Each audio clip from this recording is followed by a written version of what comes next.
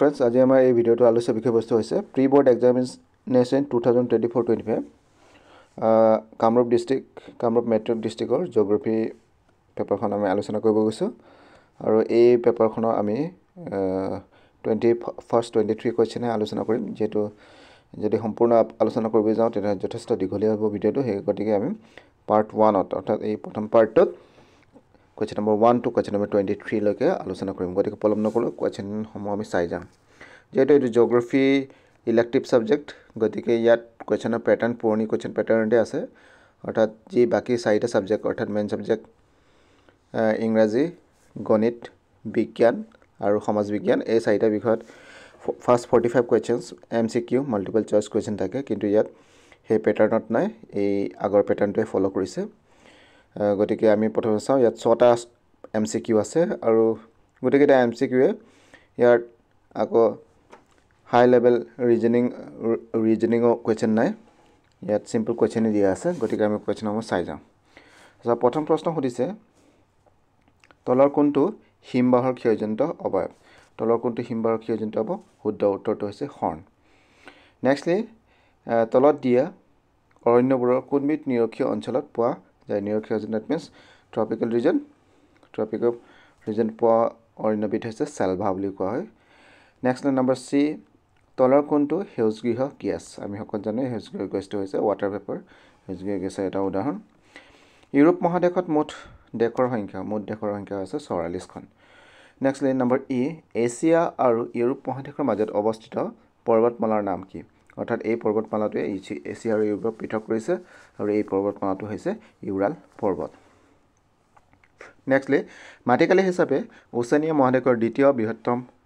देशखन हल ओशेनिया महादेशर प्रथम बृहत्तम देशखन आम जानी अस्ट्रेलिया द्वितीय बृहत्तम देशखन निउजिलैंडर अनुभव है कि निउजिलैंड नहीं एक्चुअली सेया हल पापुआ निउगिनी अस्ट्रेलिया मूल द्वीपटो जस्ट तलते आछे पापुआ निउगिनी और पापुआ निउगिनी हल द्वितीय बृहत देश ओशेनिया महादेशर और विभिन्न सरू सरू असंख्य सरू सरू द्वीपेरे ओशेनिया महादेशखन गठित नेक्स्ट नम्बर 2 बताहे सृष्टि কৰা এটা ক্ষয়জনিত অবয়ৱৰ নাম উল্লেখ কৰা बताहे सृष्टि কৰা এটা ক্ষয়জনিত অবয়ৱ হৈছে ইয়াৰডাং আৰু ইনচেলবাগ ইত্যাদি নেক্সটলি স্থলমণ্ডল কি স্থলমণ্ডল হৈছে পৃথিৱীৰ উপৰিভাগত থকা মহাদেশীয় পৰ্বত পাহাৰ মালভূমি নদী উপত্যকা আদিৰ উপৰিও মহাসাগৰীয় অবয়ৱসমূহ যেনে মহীপান মহীডাল সমুদ্ৰঘাট ইত্যাদি ভূপৃষ্ঠৰ গঠন কৰিছে ভূপৃষ্ঠৰ এনে অবয়ৱবোৰকে কি বুলি কোৱা হয় স্থলাকৃতি বুলি কোৱা হয় লেণ্ড ফৰ্ম नेक्स्टली नम्बर 4 कोनখন महादेशत गोबी मरुभूमि अवस्थित और ये आम जानो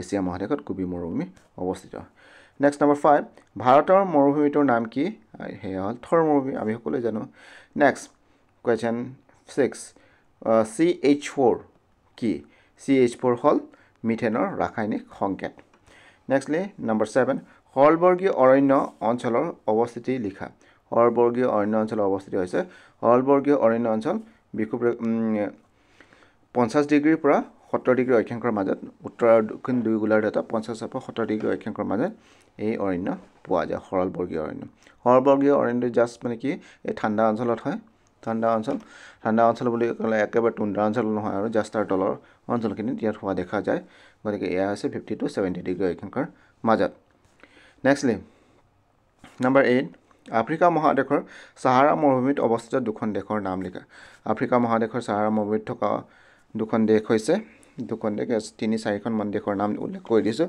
लिबिया আছে चाद আছে इजिप्ट माली नाइजार गति के এইখন देश आम मन रखिब पारो एटलिस्ट इजिप्टो मन रखिब पारो माली इत्यादि नेक्स्टली नम्बर 9 भूमध्यसागरीय अंचल दुटा वैशिष्ट्य उल्लेख करा भूमध्यसागरीय अंचल दुटा वैशिष्ट्य है शुकान ग्रीष्मकाल और बृष्टियुक्त शीतकाल अर्थात ग्रीष्मकाल तो गरम और शुकान है बरषुण निदिए आनते शीतकाल कि है बृष्टियुक्त शीतल है अर्थात बरषुण दिए और शीतल है द्वितीय वैशिष्ट्य भूमध्यसागरीय अंचल साधारणते महादेशर पश्चिम उपकूलत अवस्थित है पश्चिम उपकूलत अवस्थित हुआ देखा जाए नेक्स्टली नम्बर 10 दिছে टुंड्रा अंचলৰ अवस्थान लिखा टुंड्रा अंचলৰ अवस्थान হৈছে 60 डिग्री पर 75 डिग्री अक्षांशर मजत टुंड्रा अंचल अवस्थित 60 to 70 डिग्री अक्षांशर मजत नेक्स्टली नम्बर 11 भारतर दुबिध उद्भिद प्रजातिर नाम लिखा भारतर दुबिध उद्भिद प्रजाति कि हो गल क्रांतीय श्रीसेউজীয়া पर्णपाती ক্ৰান্তীয় পৰ্ণপাতী, মেনগ্ৰোভ পাৰ্বত্য ইত্যাদি ধৰণৰ উদ্ভিদ আমি দেখিবলৈ পাওঁ ভাৰতত। নেক্সটলি নম্বৰ 12 বায়ু প্ৰদূষণৰ দুটা প্ৰাকৃতিক কাৰক উল্লেখ কৰা। বায়ু প্ৰদূষণৰ দুটা প্ৰাকৃতিক কাৰক হৈছে আগ্নেয়গিৰিৰ উদগীৰণ, বনজুই, বায়ুত ভাহি থকা ধূলিকণা ইত্যাদি ইত্যাদি। আৰু নেক্সট কুৱেশ্যন দিয়া হৈছে দাক্ষিণাত্য মালভূমি অঞ্চলৰ দুখন নদীৰ নাম লিখা। দাক্ষিণাত্য মালভূমি অঞ্চলৰ দুখন নদী আছে গোদাবৰী, কৃষ্ণা, কাবেৰী, পেনাৰ ইত্যাদি ইত্যাদি আছে। নেক্সটলি কংকৰ মৃত্তিকা কি? কংকৰ মৃত্তিকা হৈছে উষ্ণ আৰু আৰ্দ্ৰ জলবায়ু অঞ্চলত অৰ্থাৎ গৰম আৰু বৰষুণ দিয়া জলবায়ু অঞ্চলত কি হয় অঞ্চলত পোৱা উচ্চ লৌহ আৰু এলুমিনিয়াম অক্সাইডযুক্ত ৰঙা মাটিক কংকৰ মৃত্তিকা বোলা হয়। ইয়াত হাই পৰিমাণৰ কি থাকে আইৰণ থাকে আৰু এলুমিনিয়াম অক্সাইড থাকে, গতিকে সেই মাটিৰ কালাৰটো কি হয় ৰঙা হয়। এনে মাটিক কি বুলি কৈছে কংকৰ মৃত্তিকা বা ইংৰাজীত লেটাৰাইট চইল বুলি কোৱা হয়। নেক্সটলি